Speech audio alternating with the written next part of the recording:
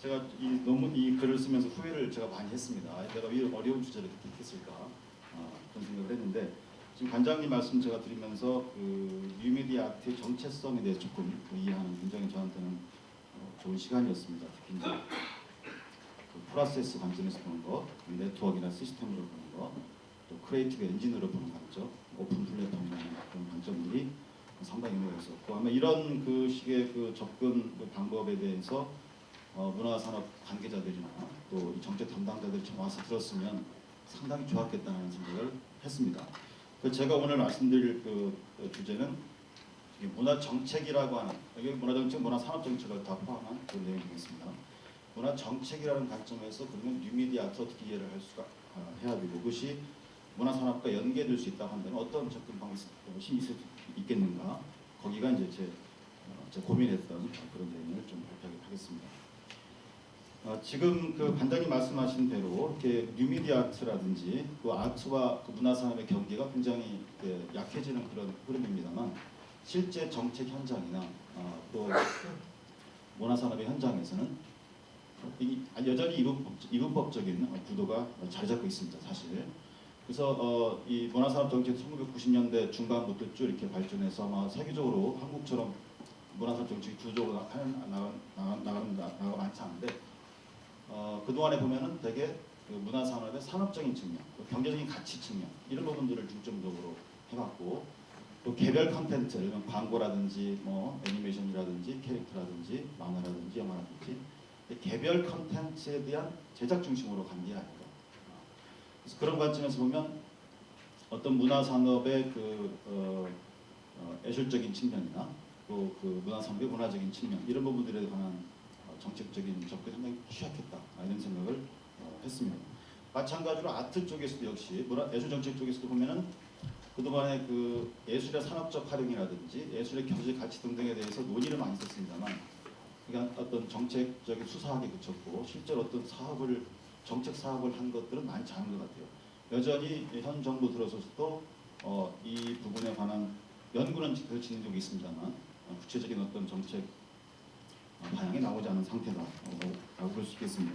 그래서 그 현장 뉴미디어 아트를 둘러싼 현장에서 이런 그 흐름과는 조금 달리 그 정책 현장이나 산업 현장에서는 이분법적인 구조가 여전히 자리 잡고 있다.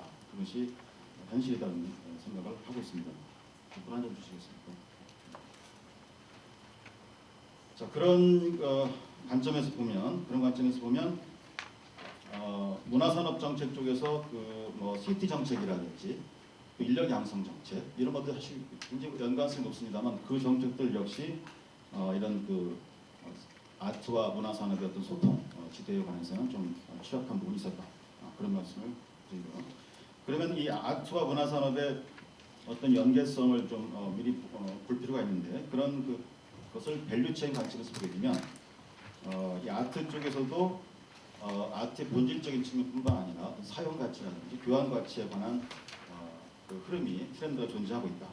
그런 부분들은 좀 우리가 적극적으로 이것을 좀 바라볼 때가 된 것 같습니다. 문화산업 역시 이게 지적 재산으로서 어떤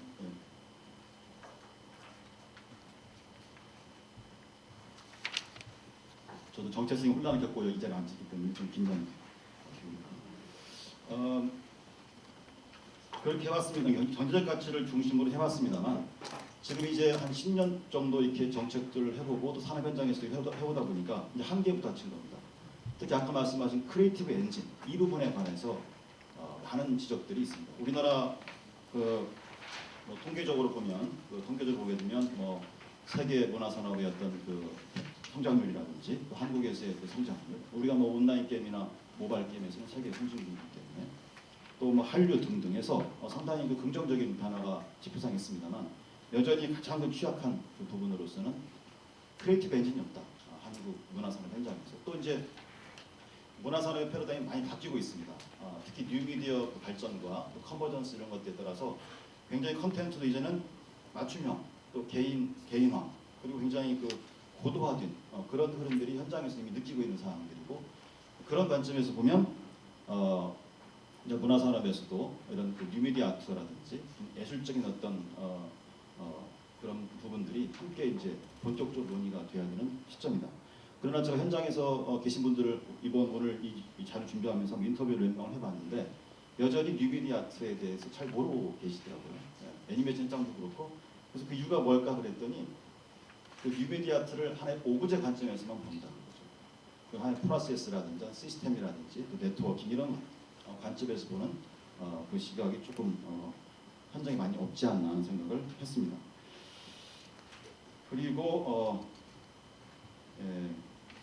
그래서 제가 거기 쓴 내용에 보게 되면 세 번째 파트가 이런 새로운 유미 예술의 출현이라든지 또 디지털 미디어 컨버전스에 대한 멀티 플랫폼화 그리고 컨버전스에 따라서 소비자들의 선호와 참여가 참여 문화가 굉장히 중요한 비즈니스 모델로 떠오르고 있다고 하는 점 그리고 이제 협업 어떤 작업들 특히 전문가들이나 예술가들이 같이 함께하는 어떤 의사소통, 또 조정, 지식 공유 이런 작업들이 좀 수요가 증가하고 있고 또 이것이 시간과 공간의 경계를 넘어서 지구촌화되고 있는 이런 흐름들이 있는 것 같습니다.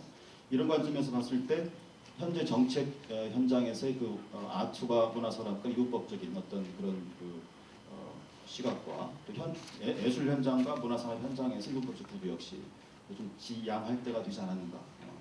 제가 작년에 예술의 산업적 활용에 관한 연구를 진행을 하면서 이 예술 부분에 계신 분들을 제가 많이 만나봤습니다만 거기 상당 부분 의견들이 많이 다르더라고요. 한쪽에서 여전히 이 아트가 있을 때는 상업성이라든지 산업 이런 얘기를 하지 말라라는 쪽이 있었고 한쪽에서는 아니다.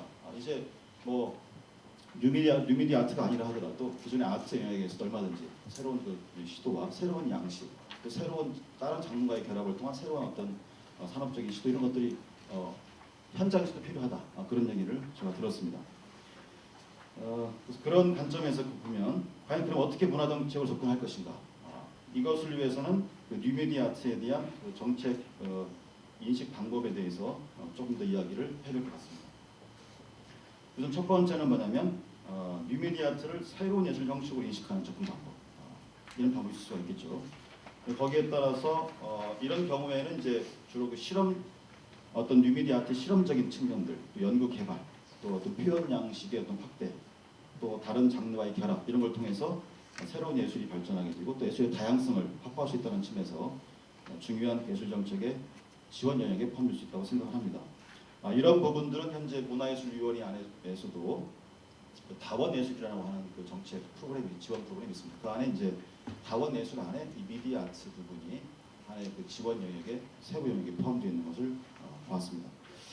두 번째는 뭐냐면 이것을 하나의 과정으로 아까 말씀하신 프로세스 관점은 창작 과정의 하나의 수단으로 하는 접근 방법을 줄 수 있겠습니다. 이런 부분들은 특히 문화산업이 지금 정체 상태에 있는 크리에이티브 엔진이 없는 상황에서 굉장히 중요한 연계 지점이 있다고 생각합니다. 그다음에 세 번째는 하나의 시스템, 코어 시스템이라는 관점에서 봤을 때도 역시 적극적으로 생각해볼 만한 요인이라고 생각을 합니다. 그리고 네 번째가 이제 어떤 소통 미디어 관점, 특히 뉴미디어 아트라고 하는 것이 어떤 창작자와 소비자, 또 창작자와 창작자 간에, 또 소비자와 소비자 간의 상호작용을 촉진하고 참여를 증진시킨다는 측면에서 이런 소통 미디어 관점에서 봤을 때 역시 이 부분 역시 문화산업 현장에서도 컨버전스에 따른 그런 소통의 수요가 굉장히 크기 때문에 연계심이 있을 거라고 생각을 합니다. 인터랙티브 스토리텔링도 그 중에 한 예가 될 수 있겠습니다. 그 다음에 이제 다섯 번째가 하나의 뉴미디어 아트를 자원으로 인식하는 방법이 되겠습니다. 그래서 요즘 도시 공간의 디자인이라든지 일상 공간의 디자인이라든지 또 페스티벌 광고 등등 아까 말씀하신 여러 가지 네트워크 차원에서의 자원으로 인식하는 방법 역시 하나의 정책적인 고려가 될 수 있다고 생각합니다.